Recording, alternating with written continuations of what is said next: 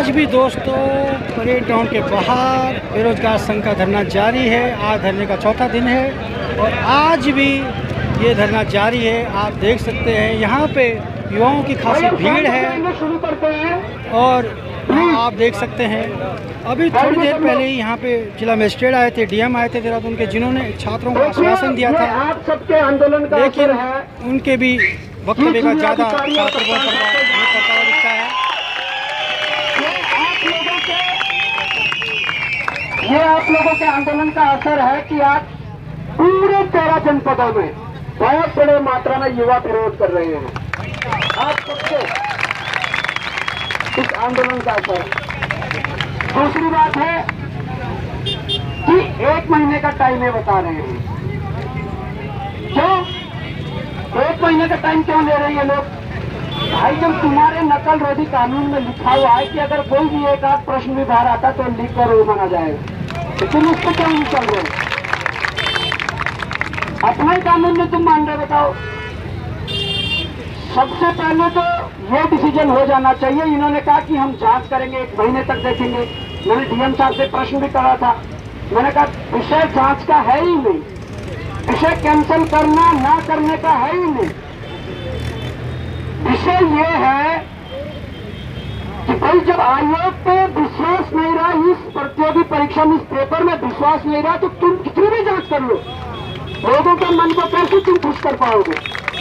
लोगों को कैसे विश्वास दिला पाओगे? तुम क्या कह रहे भाई कि 1 महीना में डिसीजन लेंगे? अरे जब विश्वसनीयता नहीं रही, करते रहो तुम जांच, 1 महीना लगे 2 महीना लगे, पर जब विश्वसनीयता ही नहीं है तो एक ही सॉल्यूशन तो है कि युवाओं का विश्वास कैसे वापस पाओगे? निरस्त करके दोबारा पारदर्शी कराओ, यही तो एकमात्र रास्ता है।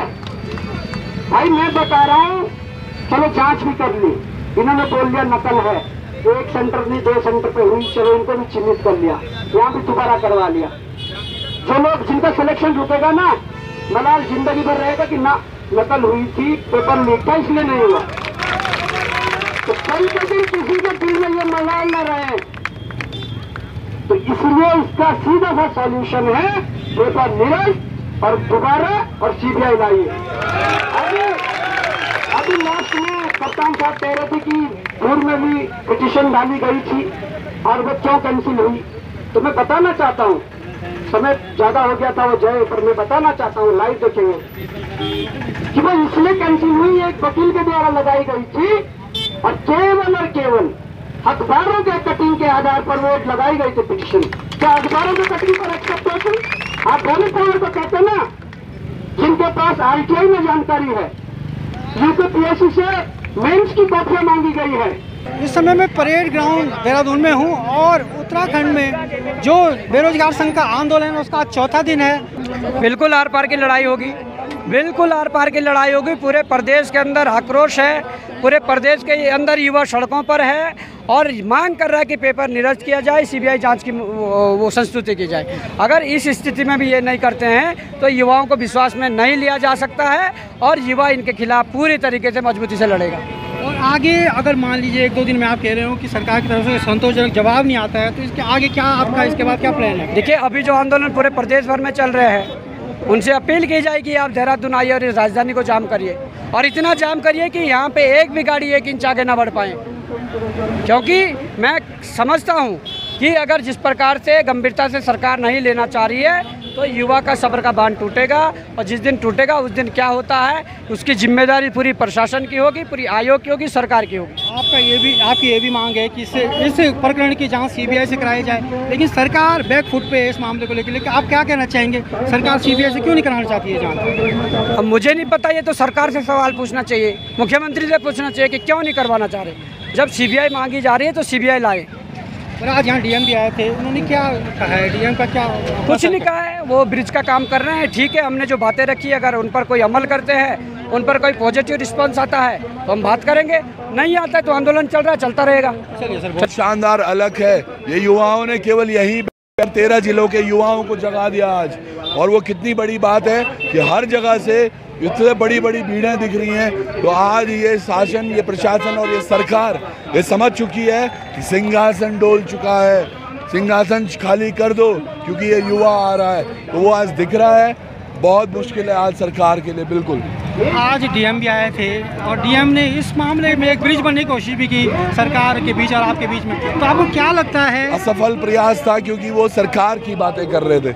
यहाँ सरकार की बातें नहीं, युवाओं की बातें होनी चाहिए, और इसलिए युवाओं ने सीधे साफ नकार दिया और कहा है कि अगर कुछ कर सकते हो तो हमें ये करवाओ। नहीं, बिल्कुल आएगा। आम जनता अब सोचने लगी है और नए नए जब विचार आएंगे तो एक अच्छी प्रगति की तरफ अग्रसर होगा हमारा समाज।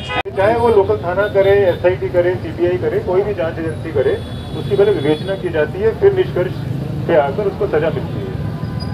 आपकी सारी एलिगेशन चाहे जेन्युइन है, ट्रू है, क्या हो सकता है कि उसमें कुछ आपका सिर्फ डाउट हो, उन सब की विवेचना के लिए हमने आपसे 1 महीना मांगा। 1 महीने में जो हमारी जांच चल रही है उसकी जो रिपोर्ट आएगी, अगर वो सेटिस्फैक्टरी नहीं है तो हमने आपको पहले भी बात की है कि आप तब भी अपना प्रोटेस्ट कर सकते हैं, तब भी अपने डाउट रेज कर सकते हैं, लेकिन एक बार जो वो आपसे साक्ष्य लेना कुछ अपने बाबाओं के लिए अभ्यर्थियों की श्रेणी में आते हैं, इन पर मुकदमा होना चाहिए सर। हम देंगे आपको, होना चाहिए जो इस प्रकार का षड्यंत्र कर रहे हैं कौन है। तो धन्यवाद। आप एक बार डीएम साहब को लास्ट बार सुन लीजिए। सुनिए।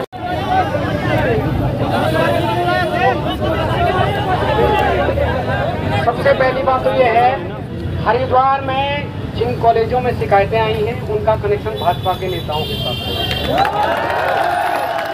मैं ये चाहता हूँ इस पूरे परीक्षा में कितने ऐसे कॉलेज हैं जिनका संबंध भाजपा के नेताओं से और वहाँ परीक्षाएं आयोजित हुई, इसकी लिस्ट हमें चाहिए सार्वजनिक।